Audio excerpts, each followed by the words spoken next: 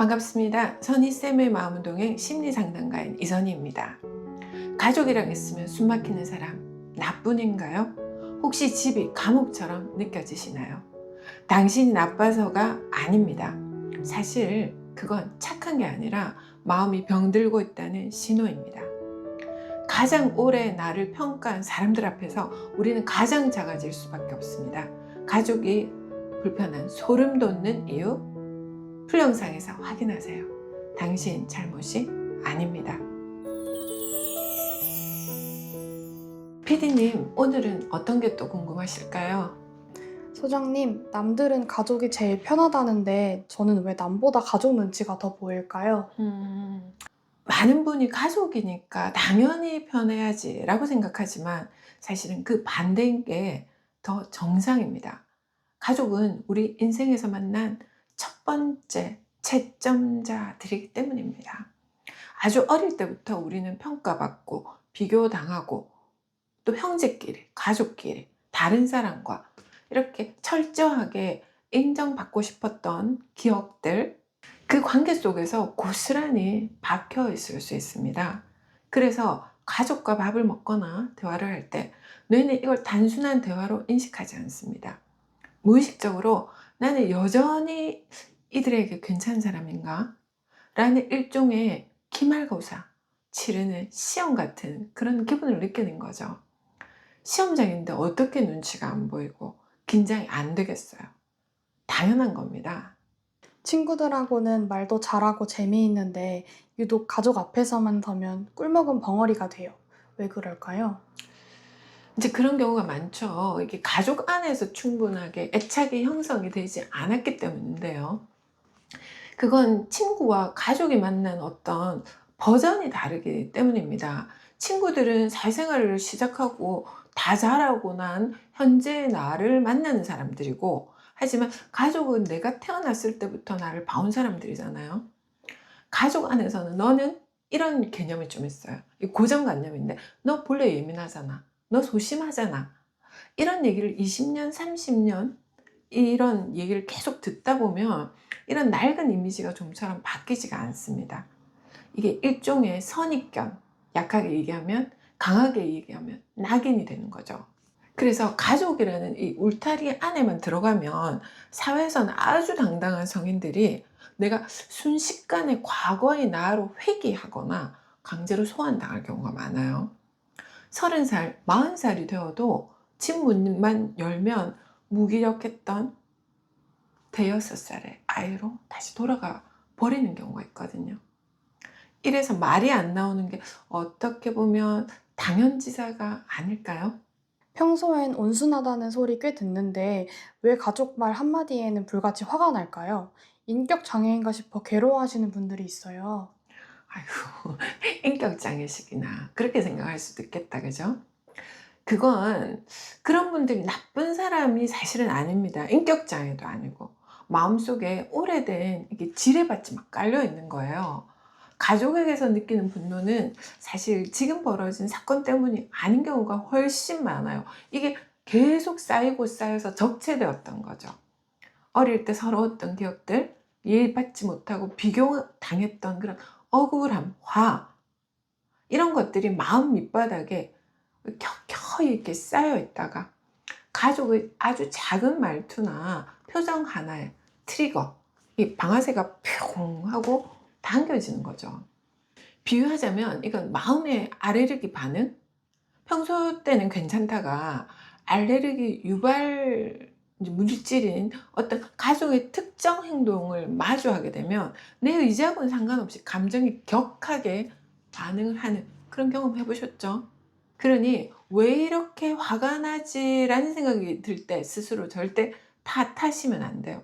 그건 지금의 화가 절대 아니라 오래전에 아이였던 나 자신이 내지 못했던 어떤 비명이라는 것이죠. 내면에 있었던, 우리가 이런 내면 아이라고 얘기하는데, 내면 아이가 내지 못했던 어떤 비명의 소리라고 볼 수 있습니다. 사회에서는 멀쩡한데 집에만 가면 제가 꼭 어린애가 된 것 같고 성격이 이상해지는 기분이에요. 저 왜 이러는 걸까요? PD님도 그런 생각이 드실 때가 있죠. 저도 그런 생각이 있어요. 자, 이런 증상을 호소하는 분들이 정말 많습니다. 결론부터 말씀드리면은요. 이건 생존 본능. 자동적으로 켜졌기 때문입니다. 우리는 아주 어릴 적에 그 가족 안에서 살아남기 위해서 나만의 역할을 만들었습니다. 혼나지 않으려고 눈치 보는 아이, 사랑받으려고 애쓰는 착한 아이, 문제 일으키지 않으려고 입 꾹 닫은 아이. 이렇게 성인이 된 지금 사회에서는 이 옷을 벗고 당당하게 살아가지만요. 신기하게도 가족만 만나면 우리네는 비상모드를 가동을 하게 됩니다. 예전에 그 집에서 생존하기 위해서 입었던 옛날 성격이라는 낡은 옷을 자동적으로 꺼내 입는 거죠. 집에 가면 성격이 이상해지는 게 아니라 어릴 적 살아남기 위해 애썼던 생존 모드가 자동 생성되는 겁니다. 그 역할을 수행하느라 여러분이 지금 에너지를 다 쓰고 있다는 거죠. 남들은 저를 보고 많이 변했다, 멋있어졌다 하는데 정작 가족들은 저를 제일 모르는 것 같아요. 왜 저를 예전 모습으로만 볼까요? 그게 진짜 속상하죠. 이런 것들도 사실은 가족들이 무시해서라는 개념은 아니에요. 그분들의 머릿속의 데이터가 업데이트 되지 않았기 때문이죠. 가족은 내가 변하기 전에 미숙한 모습을 아주 오랫동안 아주 가까이서 지켜본 사람입니다. 그래서 우리가 아무리 성장을 해도 가족의 기억 속에 그 머릿속의 장치에는 여전히 옛날 버전의 나, 강렬하게 남아 있습니다. 우리가 아무리 멋진 어른이 되었어도 가족은 습관적으로 넌 원래 그런 애잖아 라며 옛날의 데이터를 꺼내들 수밖에 없는 거죠. 이게 참 서운하시겠지만 이건 가족의 기억력이 너무 좋아서 생긴 오해라고 볼 수 있습니다. 이제 가족의 인정에 목매이기보다는 내 버전은 내가 업데이트한다라는 마음가짐이 필요하시겠죠. 차라리 안 보고 살면 편할 것 같은데 왜 멀어져 있어도 가족의 말 한마디에 내 인생이 통째로 흔들리는 걸까요? 맞습니다. 가족은 단순한 인간관계가 아니라 내 정체성의 뿌리와 연결이 되어 있기 때문입니다. 우리가 사회에서 아무리 성공해도 마음 깊은 곳 본능에서는 나를 만든 뿌리, 가족에게서 사랑받고 싶다는 근원적인 욕구가 남아 있습니다. 나를 가장 잘 아는 사람들이 나를 인정해줘야 진짜 성공한 것 같다라는 착각에 빠지기 때문입니다. 그래서 물리적으로는 멀어져 있어도 정서적 어떤 탯줄은 여전히 이어져 있는 경우가 많습니다. 그 뿌리에서 오는 인정과 이해를 포기하는 게 너무 무섭고 또 아프기 때문에 우리는 계속해서 가족의 영향력이라는 중력에 끌려가게 되는 거죠. 소장님, 그럼 결국 가족이 불편한 저는 이상한 사람인 건가요? 남들처럼 화목하지 못한 게 제 탓 같아요. 오늘 제가 꼭 드리고 싶은 말씀은 여러분은 절대 이상한 사람이 아니라는 겁니다.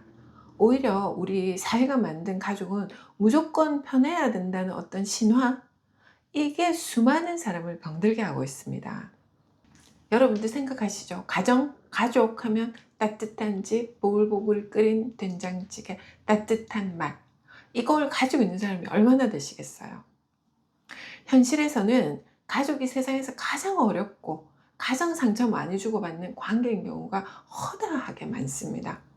중요한 건 불가능한 목표인 가족 바꾸기에 에너지를 쓰지 않는 겁니다. 가족이 불편한 나를 있는 그대로 인정하고 그 관계 속에서 내가 왜 작아졌는지 나 자신을 먼저 이해해 주는 것, 그게 바로 가족이라는 숙제에서 해방되는 첫걸음입니다. 자, 오늘 피디님 어떤 게 가장 기억에 남으세요? 네, 저도 커가면서 성격이 많이 변해가지고 친구들마저도 너 성격 많이 변했다 이렇게 이야기를 음. 해주는데 가족 앞에서만 가면 자꾸 제 옛날 성격이 나오는 거예요. 근데 그게 저는 이런 내가 이상한 건가? 라는 생각을 했었는데 오늘 설명을 통해서 가족들은 이전의 나만 기억하는구나. 이전의 기억을 더 강하게 느끼는구나 라면서 가족도 이해할 수 있게 된 것 같습니다. 그게 우리가 인식을 하게 되면 또 이해도 하기가 편한 것 같아요.